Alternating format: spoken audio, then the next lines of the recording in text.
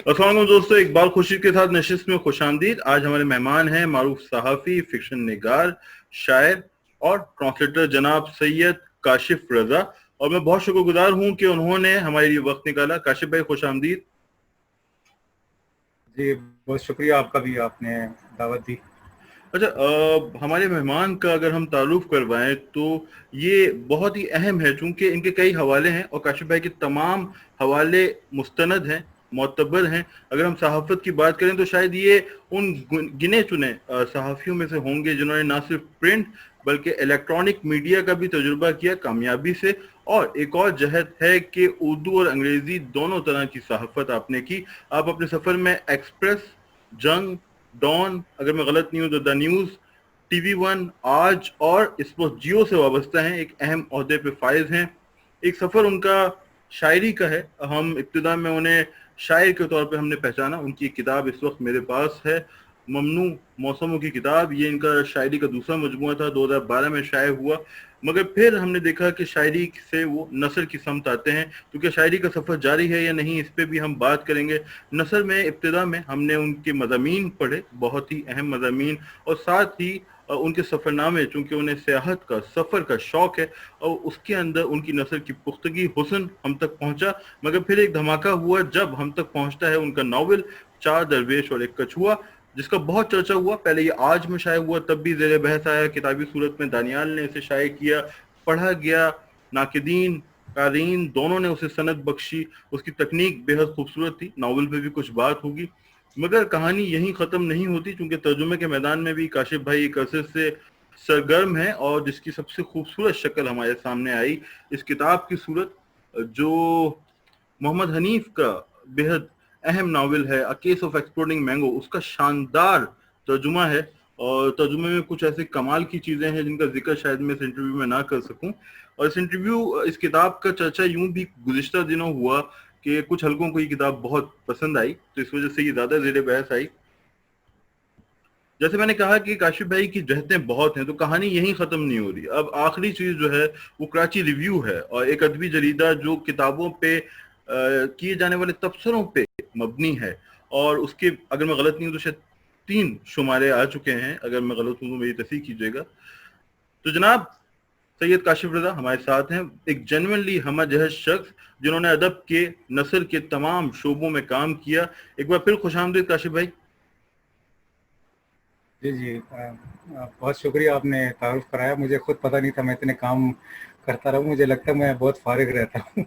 नहीं नहीं, आपने इस फरागत में भी जो काम किया, नोम चोम्स्की की तहरीरों का भी तर्जुमा किया था सैयद काशिफ रजा ने, जो किताबी सूरत में शाये हो चुकी हैं। और अदब, मेरे ख्याल में दी जोक, अगर मैं गलत नहीं हूँ, और मिलान कुंडेरा का जो नावल है उसका तर्जुमा कर रहे हैं, जिसकी अशात जल्द मुतवक्का है। मगर अब हम उन्हीं से बात करते हैं। तो पहले तो ये फरमाइएगा सर, सहाफ़ी, फिक्शन निगार, शायर, एडिटर, कौन सी जहद आपको सबसे ज्यादा भाती है? खुद को आप कैसे शनाख्त करते हैं?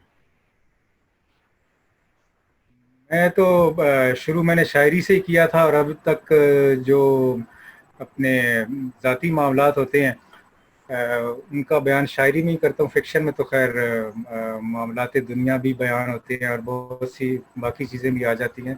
तो मेरे दिल के करीब तो शायरी ही है, जिसको मैं छुपा के भी रखता हूँ, मतलब क्योंकि वो काफ़ी ज़ाती इंटीमेट होती है, तो मैं उसको ज़्यादा दिखाना उसको पसंद नहीं करता, और फेसबुक पे भी नहीं लगाता। लेकिन मेरे दिल के करीब शायरी ही है। पढ़ता मैं फिक्शन सबसे ज़्यादा हूँ। हम्म। तो आपके दिल के करीब शायरी इतनी थी कि आपने उसे कहा आप उसे शेयर नहीं करते, तो शायद आपने किसी जमाने में अपनी शायरी के लिए कोई एक अलग जबान भी तख्लीक की थी कोर्ट्स के अंदर। कोर्स के अंदर ज़बान, वो आपने तो तज़किरा मैं, किया था मेरा कि ख्याल आपने बचपन में मैं जब, डायरी लिखा करते थे, तो उसके जी अंदर एक जी हाँ, खास मुझे कोड में याद लिखा आता करते। है। हाँ, मैं जब कॉलेज में पढ़ता था तो, जी जी नहीं, मैं कॉलेज में जब पढ़ता था तो ये खदशा होता था कि मेरी जो शायरी है वो घर वाले देख लेंगे। हम्म। तो मैंने एक रस्मुल ख़त ईजाद किया था, उसमें मैं लिखा करता था एक कोडेड लैंग्वेज में। तो वो है, शायद मैंने आपसे कभी तज़किरा किया हो। जी तो हाँ। उसमें लिखा करता था जिसे सिर्फ मैं ही पढ़ सकता था, उस शायरी को। तो आपने कहा कि अपनी जाती बात आप शायरी में करते हैं, मोहब्बत का महल वकू आपका पहला شعری مجموعہ تھا 2003 میں آیا، اور 2012 میں آتا ہے ممنوع موسموں کی کتاب. تو وہ جو شاعر سید کاشف رضا ہے، اس سے کتابی صورت میں ہماری دوبارہ ملاقات کب متوقع ہے؟ وہ کافی ہو گئی ہیں، جیسے غزلیں بھی ہیں، تقریباً 48-50 تو غزلیں بھی ہیں، نثری نظمیں اور نظمیں بھی ہیں. شاید وہ فوری طور پر اس سال یا آئندہ سال تو شاید نہ آئے، لیکن اتنا کلام ہے کہ کوئی 1.5 کتاب تو اس کی بن جائے گی. ممنوع موسموں کی کتاب کے بعد جو میں نے شاعری کی ہے، میرا خیال ہے اس میں غزلیں زیادہ ہیں، کیونکہ پچھلی کتاب میں غزلیں شامل نہیں کی تھیں. تو غزلیں 2003 سے اب تک کی جو غزلیں ہیں وہ شائع ابھی نہیں ہوئی، تو ان کی تعداد زیادہ ہے ان میں. تو آپ کا دل ایک شاعر کا دل ہے، اور تو شاعری میں کون سا شخص ہے یا کون سا وہ جید استاد کہہ لیں یا نثری نظم کی اگر ہم بات کریں، جس نے آپ کو متاثر کیا، جس کے نقش پا کا آپ تقلید نہ کریں مگر اس کو سراہتے ہوں، خواہش ہو کہ بھئی جو مقام، جو جدوجہد اس نے کی ویسا کیا جائے؟ کراچی میں جو نثری نظم کے شاعر ہیں سارے میرے دوست ہیں، مجھے سب عزیز بھی ہیں، پسند بھی ہیں. لیکن میں 90s سے جب فکشن پڑھتا تھا تو فکشن میں عجیب عجیب چیزیں ہوتی تھی، تو اس سے میں جو غزل لکھتا تھا پہلے، تو غزل کہتے کہتے مجھے خیال آیا کہ یہ جو عجیب و غریب فکشن ہوتا ہے تو یہ شاعری سے مجھے قریب لگتا تھا. کنڈیرا کا، مارکیز کا، ان لوگوں کا فکشن. تو تب میں 90s میں نثری نظم کی طرف آیا. تو میں نثری نظمیں جو میری تھیں ان کی انسپریشن جو ہے وہ زیادہ تر فکشن سے تھی، فلموں سے تھی، فطرت سے تھی، نیچر سے تھی، میوزک سے تھی، ان سے انسپریشن لی تھی. پھر میں نے اس زمانے میں ایک وہ جو کتابیں اس زمانے میں پڑھی 90s میں کچھ شاعری کی، جیسے ایک مجھے یاد آ رہی ہے، معین نظامی صاحب نے ایک ایرانی نظموں کا ترجمہ کیا تھا، نظمیں تیرا طواف کرتی ہیں. وہ شاعر مجھے بہت پسند اور اپنے دل کے قریب لگے تھے. رضا سفریان ہیں، جرمنی کے ریلکے ہیں، وہ مجھے بہت اپنے دل کے قریب لگے. لیکن زیادہ تر میں نے فکشن سے شاعری تو یہ ڈالنے بہت کی ہی کوشش حیران کی ہے. کن اسٹیٹمنٹ ہے. آپ کہتے ہیں کہ فکشن سے، فطرت سے اور موسیقی سے آپ شاعری کی سمت آتے ہیں، شاعری اور بالخصوص نثری نظموں کی طرف. تو آپ یہ جڑت کیسا ہے کہ کیسے فکشن آپ کو شاعری کی جانب، نثری نظموں کے لیے تحریک دیتا ہے؟ فکشن اصل میں ایک خاص طرح کا فکشن جو ہے، جو جس کو شاید آپ جادوئی حقیقت نگاری بھی کہہ لیں، ایک خاص طرح کا فکشن جو ایک خاص طرف لے جاتا ہے، کسی اور سمت لے جاتا ہے، جو کہ ایک راست قسم کی حقیقت نگاری نہیں ہوتی. مثلا جو پہلے دوسری عالمی جنگ سے پہلے جو فکشن لکھا جا رہا تھا تو وہ راست قسم کی حقیقت نگاری تھی. لیکن جو فکشن میں تجربے ہوئے دوسری جنگ عظیم کے بعد، دوسری عالمی جنگ کے بعد، تو وہ شاعری سے کافی قریب اس کو لے آئے، اور اس کے باوجود وہ فکشن بھی رہا. تو اس لیے فکشن جو ہے میری پسندیدہ ترین صنف جو ہے، شاعری سے بھی زیادہ جو مجھے پسند ہے مطالعے کے لیے، وہ فکشن ہی ہے. اور فکشن اتنا حیرت انگیز ہے، کئی طرح کا فکشن ہے جو کئی طرح کے رستے سجھاتا ہے، جو بڑے میجیکل بھی ہوتے ہیں. اور وہ شاعری کے پاس جو میجک تھا وہ فکشن نگاروں کے پاس میں دیکھتا ہوں کہ آ گیا دوسری عالمی جنگ کے بعد. دوسری عالمی جنگ کے بعد جب تجربات ہوتے ہیں تو آپ کو فکشن کے اندر وہ جادو، وہ تسم دکھائی دیتا ہے، اور جو راست بیانیہ ہے اس سے ہم آگے نکلتے ہیں، تجوید بھی آتی ہے، جدیدیت بھی آتی ہے. تو آپ کے ہاں بھی، آپ کے فکشن میں بھی خاصے تجربات ہیں. تو کہا جاتا ہے کہ تکنیک لکھنے والے کے، تخلیق کار کے ذہن میں واضح ہوتی ہے اور جس کے ساتھ وہ آگے بڑھتا ہے. تو آپ کا کیا تھا؟ پہلے کہانی آئی، تکنیک ساتھ آئی، یا تکنیک آپ نے بعد میں وضع کی؟ سب سے پہلے تو سوال آئے. میرا خیال ہے کہ میرے پاس کچھ سوال تھے اور میں ان سوالوں پہ خود غور کر رہا تھا، اور میں اس پر شاعری بھی کرتا تھا، غزل، نظم اور زیادہ تر نثری نظم ان سوالوں پر. جیسے کہ وہ اس ناول سے کے شروع میں ایک بورخیز کی نظم بھی ہے کہ میرے پاس کچھ سوال ہیں، اور میں آپ کو شاید میں اپنے قاری کو بھی کنفیوز کر دوں، اس طرح کی ایک نظم ہے. تو میرے پاس وہ کچھ سوال تھے. وہ سوال اپنی ذات کے حوالے سے تھے، اپنے ملک کے حوالے سے تھے، اپنے معاشرے کے حوالے سے تھے. تو ان سب کو میں نے سمجھنے کی کوشش کی اور کچھ کرداروں کی مدد سے سمجھنے کی کوشش کی. تو وہ پھر ناول بن گیا. لیکن جب یہ ناول شروع ہوا تو میرے پاس ناہیت تھی اور کہانی بھی کلیئر نہیں تھی. تو وہ کردار جو ہیں وہ میرے سوالوں کو لے کر آگے بڑھے تو ان میں جو مجادلہ ہوا تو کچھ کہانی کی صورت نکلنی شروع ہوئی. اور پھر بہت سی ایسی کتابیں تھیں جو میرے سوالوں کا کچھ جواب دے پا رہی تھیں, ان سے انسپریشن بھی تھی. تو اس کی کچھ صورت بن گئی. مجھے یہ بھی نہیں پتا تھا کہ یہ بعد میں جا کے ناول بنے گا. مجھے شروع میں یہ اندازہ نہیں تھا. اس کا ایک دورانیہ دیہیت سی کتنا ہوگا, کتنے عرصے میں لکھا گیا؟ یہ تقریباً میرا خیال ہے 5 سال میں لکھا گیا میرا خیال. اچھا, جو دوست یہ پروگرام دیکھ رہے ہیں انہیں میں بتانا چاہوں گا کہ ناول کا بہت چرچا ہوا, پذیرائی ہوئی, آج میں شائع ہوا تب بھی, اور بعد میں بھی اس کے موضوع کو, اس کی تکنیک کو سراہا گیا, مگر وہ اس پہ بہت کچھ لکھا گیا. میں تو صاحب کتاب سے پوچھنا چاہوں گا کہ اس ناول کی پذیرائی سے جو خوشی آپ کو میسر آئی وہ ہم سے کچھ بانٹیں. ہاں نہیں, خوشی تو ظاہر ہے, اطمینان بھی ہوا اس سے, لیکن وہ اطمینان کافی نہیں, کیونکہ میں جس چیز سے نکل جاتا ہوں تو اس کے بارے میں پھر میں بہت زیادہ ایکسائٹیڈ نہیں, ہوتا بھی نہیں ہوں. مطلب جب ناول کو 2-3 مہینے گزر گئے اور دوستوں نے اسے قبول کر لیا تو پھر اس سے نکل کے کچھ اور میں کرتا ہوں. مطلب پہلے بھی جو میں نے کام کیا ہے کہ ترجمے جو اتنی جو چیزیں ہیں وہ اس لیے کرتا ہوں کہ ایک چیز سے خود ختم ہو گئی نامطمئن ہو تو جاتا آگے بڑھے. تو اب جب فکشن میں آپ آگے بڑھ رہے ہیں تو کوئی اور ناول بھی اس وقت آپ کی میز پہ ہے, آپ اسے لکھ رہے ہیں؟ ہوں. میں جیسے کہ میں نے بتایا کہ میرے پاس تو سوال ہوتے ہیں. اب ان سوالوں کی کھوج میں کون سی ہیت مجھے پسند کرتی ہے اور میں کون سی ہیت کو پسند کرتا ہوں, تو یہ بعد میں طے ہوتا ہے.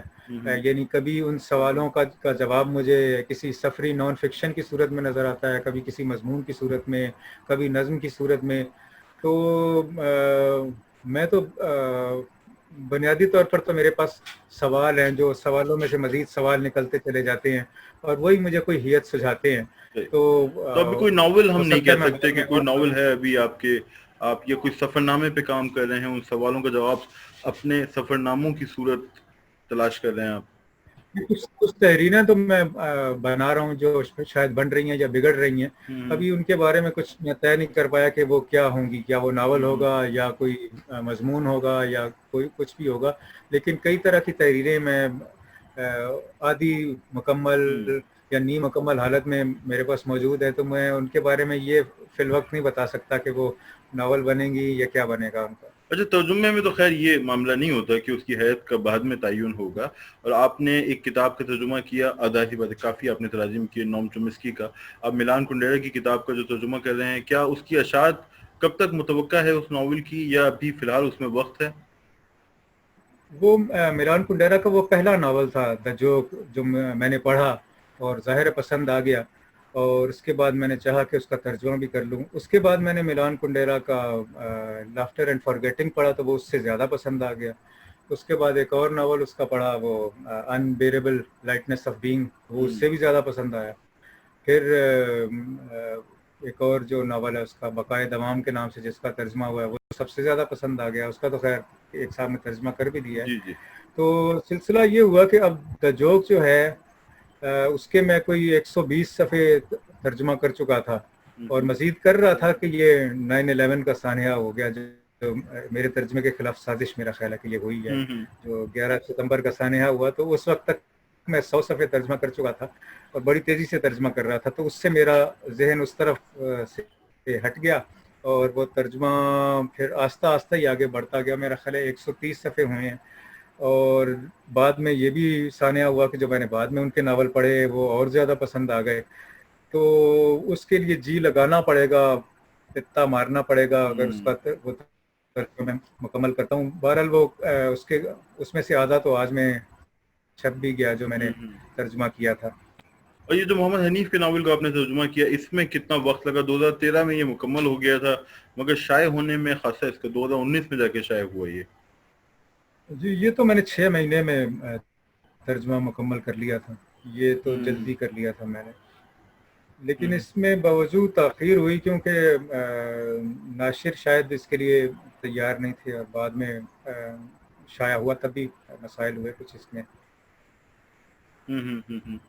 صحیح.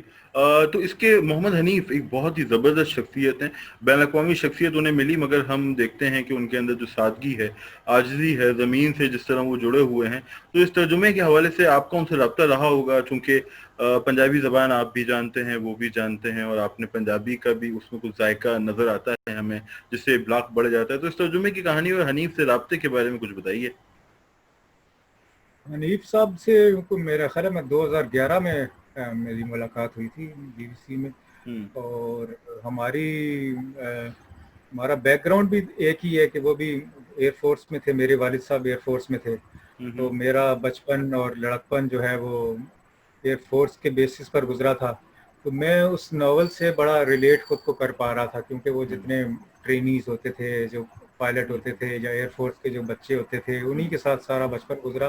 تو میں ان کے جو جذبات ہیں اور اس کا بیک گراؤنڈ ہے اس کو خود سے ریلیٹ کر پاتا تھا. تو اور جو جیسا جو اس کی جو انگریزی تھی وہ بھی مجھے خاصی جو ہے نا وہ اپنے جیسی لگتی تھی, دیسی انگریزی کافی لگتی تھی مجھے. یعنی باقی ہمارے جو دوستوں نے ناول لکھے ہیں انگریزی میں, پاکستانیوں نے, ان کی انگریزی ذرا غیر پاکستانی سمجھ لیجئے اور وہ یہ ہے. زیادہ پاکستانی انگریزی آپ کو لگی؟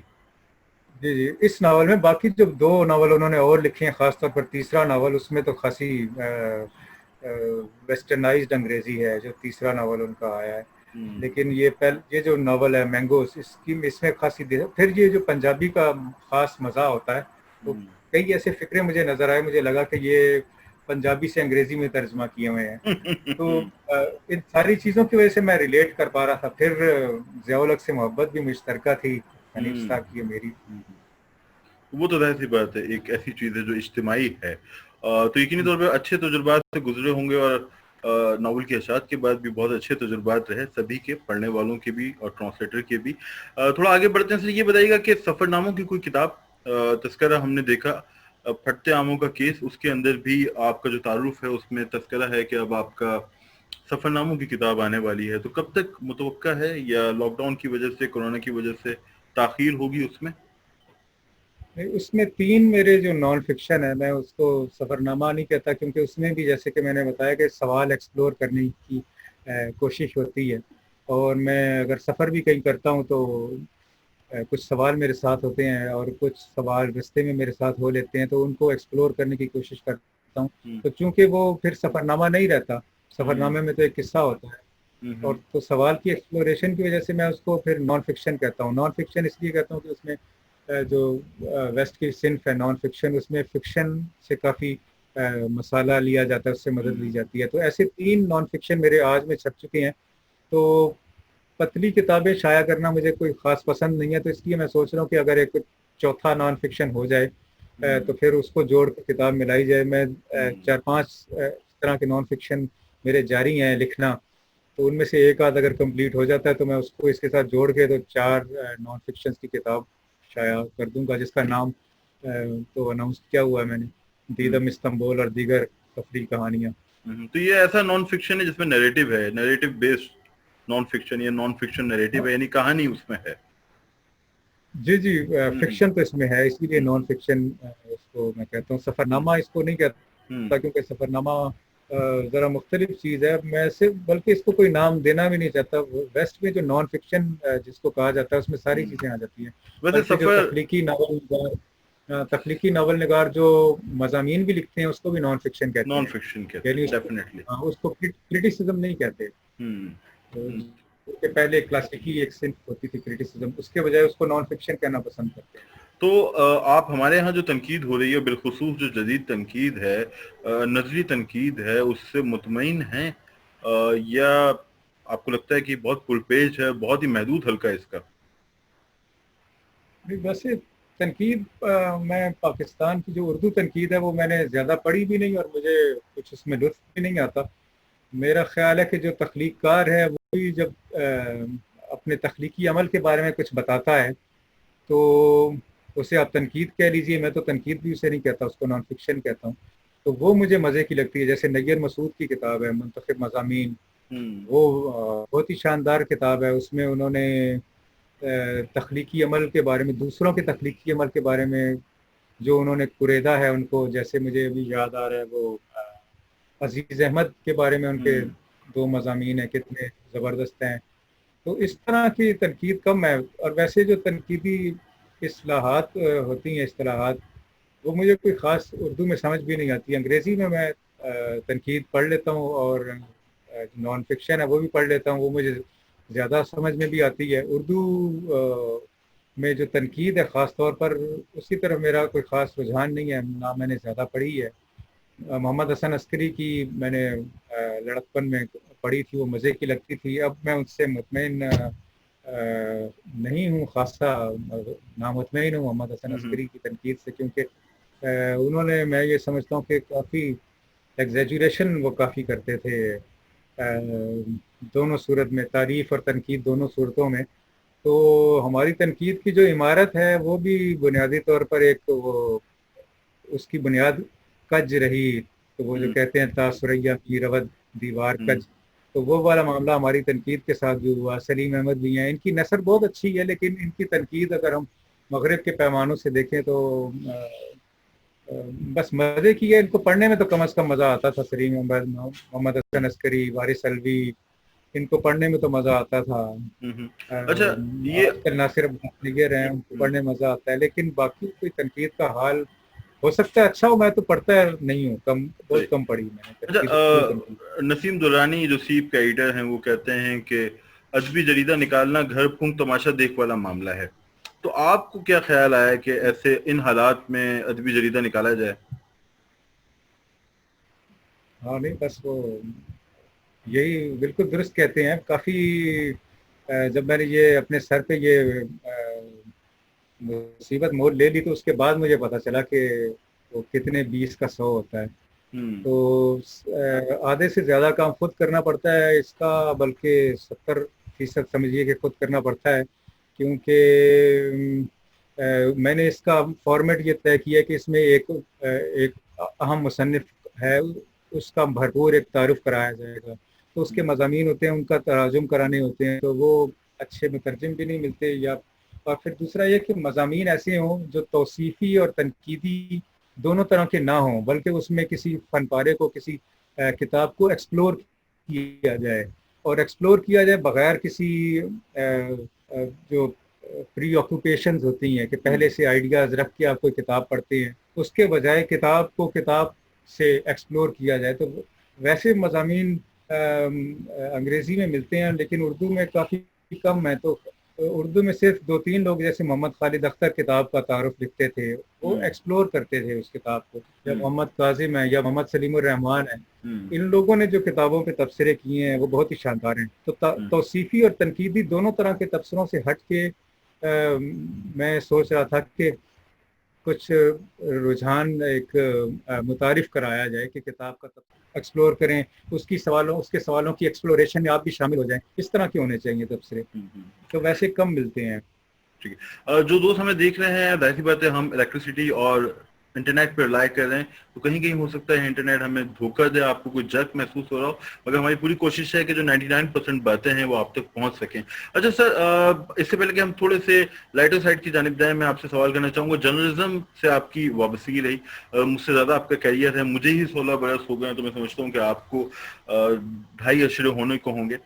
کیا دیکھ رہے ہیں پاکستان کے اندر صحافت کی جو انڈسٹری ہے، میڈیا انڈسٹری، یہ زوال پذیر ہے؟ اس میں آنے والے وقتوں میں اور مشکلات آئیں گی، ڈاؤن سائزنگ ہوگی، بے روزگاری بڑھے گی، اسے کریش کیا جائے گا دونوں صورتوں میں، بے روزگاری کی صورت میں بھی، قدغن کی صورت میں بھی؟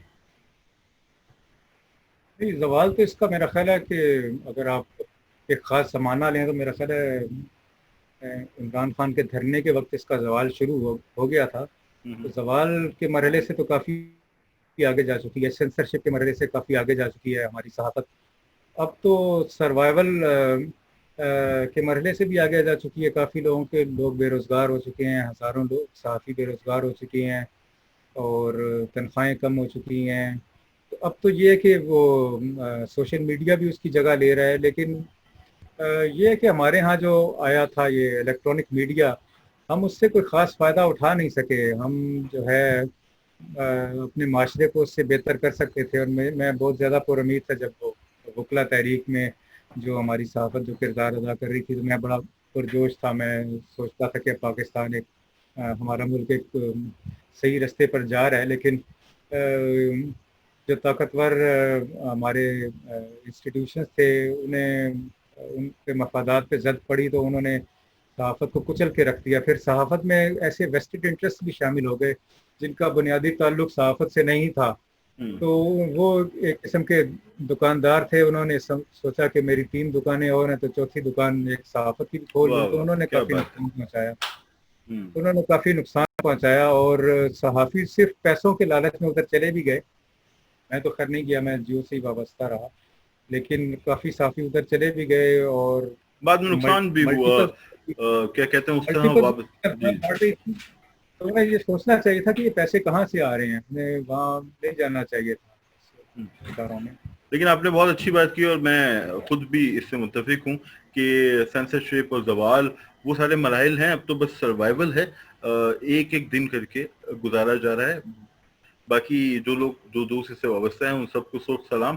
اچھا, کچھ لائٹر موڈ میں اگر گفتگو کریں, اگر آپ ہوائی جہاز میں سفر کر رہے ہوں اور آپ کو سیٹ میسر ہو کرینہ کپور اور ملان کنڈیرا کے ساتھ, تو کس سیٹ کا انتخاب کریں گے؟ یہ تو بڑا مشکل آپ نے مشکل سوال تو کر ہے دیا, کیونکہ کرینہ کپور مجھے بہت زیادہ پسند ہے, ملان کنڈیرا بھی بہت زیادہ پسند ہے. تو میں دونوں کے درمیان بیٹھنا پسند کروں گا. چلیں 50-50 ہو گیا. اچھا یہ بتائیے کہ کسے آپ سمجھتے ہیں کہ جیسے نواز شریف کے دور میں ایک دھرنا ہوا تھا, عمران خان نے دھرنا دیا, اس وقت آپ نے, شاید ہم دوست اس وقت چیزوں کو اتنا نہیں سمجھ سکے, لیکن آپ لوگوں نے غیر پارلیمانی طریقے سے پارلیمنٹ میں تبدیلی کو رد کیا اور دھرنے کی مخالفت کی. تو اگر اب عمران خان کے خلاف کوئی اس طرح کا دھرنا ہوتا ہے جس میں غیر پارلیمانی راستہ اختیار کیا جاتا ہے, تو آپ اس کی حمایت کریں گے, اس کے خلاف جائیں گے؟ نہیں, ایک تو میں اسے پسند نہیں بھی کروں گا, لیکن دوسرا یہ کہ ہماری جو اپوزیشن جماعتیں ہیں, بلکہ سیاسی جماعتیں کہوں گا, اپوزیشن جماعتیں نہیں کہوں گا, ہماری سیاسی جماعتیں بہت میچور ہیں. اور وہ پہلے بھی جیسے بھی دھرنا ہو بھی چکا ہے مولانا فضل الرحمان کا, تو وہ انہوں نے اس طریقے کا نہیں کیا. دھرنا عمران خان تو بیچارہ مسکین آدمی ہے, ہماری طرح اس کے خلاف دھرنا دے کے کرنا بھی کیا ہے. ٹھیک ہے, جہاں دھرنا ہونا چاہیے وہاں تو ہوگا نہیں, وہاں تو دھرنا ہوگا نہیں. کیا انتخاب کریں گے آپ, بہتر کون ہے, عثمان بزدار یا مراد علی شاہ؟ آپ اگر لائٹر موڈ میں لائٹر پوچھتے موڈ میں ہیں, کیا عثمان بزدار جو ہے وہ خوبصورت بہت زیادہ ہے, لیکن کام کے آدمی تو مراد علی شاہ ہی ہیں. ان کام کے کے حسن پہ ہم جو ہے وہ جان چھڑک سکتے ہیں, عثمان بزدار صاحب. اور اگر انتخاب کرنا ہو الطاف حسین, چونکہ آپ نے ان کی ٹیلی فون کالز بھی وصول کی ہیں, اور عمران خان؟ اس میں سے میرا خیال ہے فی الحال تو, کیونکہ میں الطاف بھائی سے ہماری محبت اب تھوڑی زیادہ ہو گئی ہے, تو الطاف حسین کا انتخاب کر لوں گا. عمران خان سے تو وہی بہتر ہے. اچھا, مارکیٹ کا کوئی ناول جو آپ ریکمینڈ کریں, جو دوست دیکھ رہے ہیں, چونکہ بہت سارے لوگ آپ کو فالو کرتے ہیں, آپ کے ریویوز کو بھی, چاہے وہ فلموں کے ہوں, کتابوں کے ہوں, تو مارکیٹ کا کوئی ناول جو آپ نئی نسل کو پڑھنے کے لیے ریکمینڈ کریں گے؟ پھر ہم ملان پہ بھی بات کر لیتے ہیں تھوڑی سی. نئی نسل کو تو لو ان دا ٹائم آف کالرا ہی پڑھنا چاہیے. محبت کا میرا نہیں خیال کہ اس سے زیادہ خوبصورت ناول کوئی لکھا گیا ہے. بڑے بڑے خوبصورت ناول ہیں, جو بہت ہی خوبصورت ناول ہیں. اور میں نے تو اس کو اس زمانے میں صرف شاعر ہی ہوتا تھا, تو میں نے تو اس کو ایک شاعری کی طرح اس کے پاروں کو شاعری کی طرح پڑھا. اور اس کو بہت ہی جب بھی میں کھول کے پڑھتا ہوں تو اس کو میں پڑھتے ہی چلا جاتا ہوں کافی دیر تک. اس کا ترجمہ بھی بہت اچھا اس میں کمال صاحب نے کیا 3 چیپٹرز کا. جی جی. اور ملان جو ہے وہ فکر کا ہے, تو ظاہر سی بات ہے اس کا ابلاغ, اس کی تفہیم الگ طرح کی ہے. تو نئے لوگوں کو آپ اگر ملان کو پڑھنا ہو تو وہ کس کا نام لیں گے, کون سا ناول ریکمینڈ کریں گے؟ شروع میں اس کا جو ناول ہے وہ آئیڈینٹی ہے, جیسے لو کا, محبت کے موضوع پر اس کا ایک چھوٹا پہچان سا کے ناول نام ہے سے آئیڈینٹی. محمد عمر میمن جی نے جی ترجمہ بھی کیا ہے. جی جی. تو وہ ایک چھوٹا ناول ہے, تو وہ ابتدا کے لیے وہ پڑھ لیجیے. ورنہ ملان کنڈیرا کا کوئی بھی ناول برا ناول نہیں ہے, اس کا ہر ناول ایک سے ایک ناول ہے. ابتدا کے لیے آپ آئیڈینٹی پڑھ لیجیے. اور اگر مطلب ایک دن آپ بیدار ہوں اور آپ خود کو رفاقت حیات کی جگہ پائیں، جو ہمارے بہت اچھے دوست ہیں، زبردست فکشن نگار ہیں، میروا کی راتوں کے مصنف، تو پہلا کام آپ کیا کریں گے؟ رفاقت حیات کی جگہ میں خود کو ہوں پاؤں، ہوں ہوں ہوں پہلا کام کیا کروں گا میں؟ پہلا کام یہ کروں گا کہ اس کے قلم سے کاشف رضا کا خاکہ لکھوں گا۔ اچھا، سوشل میڈیا پہ ہم دیکھتے ہیں کہ اب شاید ہماری بہت ساری کوششیں ہم ہی تک محدود رہتی ہیں، تو کچھ دوستوں کا شاید یہ خیال ہو کہ آپ سوشل میڈیا پہ، جیسے کہ ہم جانتے ہیں، ہم آپ ملتے رہیں تو ملاقات میں تو کوئی شخص مطلب اتنا ناراض یا اتنا سخت مزاج دکھائی نہیں دیتا، لیکن چونکہ سوشل میڈیا پہ وہ ہمیں دکھائی نہیں دے رہا ہوتا تو ہمیں لگتا ہے کہ وہ بہت ہی سخت مزاج ہے، تو آپ کے بارے میں بھی دوستوں کا یہی تاثر ہے کہ آپ بہت سخت تنقید کر رہے ہیں یا آپ کا رویہ بہت سخت ہے؟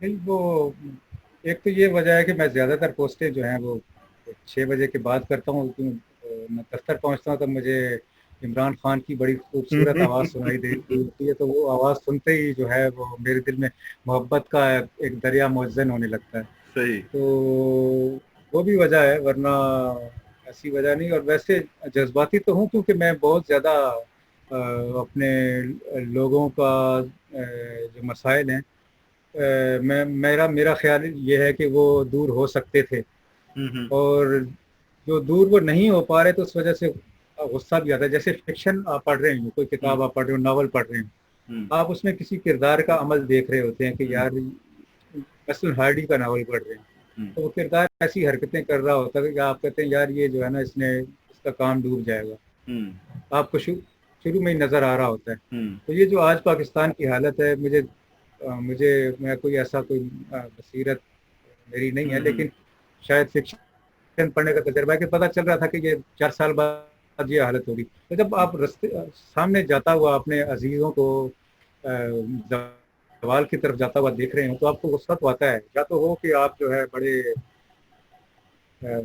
ایسے درویش ہوں کہ آپ جو ہے اس کو فور گو کر سکتے ہوں، لیکن جس سے آپ کا تعلق ہو، جیسے اس دھرتی کے لوگوں سے ان کے دکھوں سے میرا تعلق ہے، تو میں ان کو ایسے جاتا ہوا دیکھ بڑا صدمہ ہوتا ہے، اس وجہ سے جذباتی ہو بھی جاتا ہوں، لیکن پھر تھوڑی سینس آف ہیومر جو ہے وہ اس کو تھوڑا سہارا بھی دے دیتی ہے، تو یہ دونوں چیزیں ہیں، جذباتی بھی ہوں اور کچھ مزہ جو ہے اس سے سہارا بھی خود کو دے لیتا ہوں۔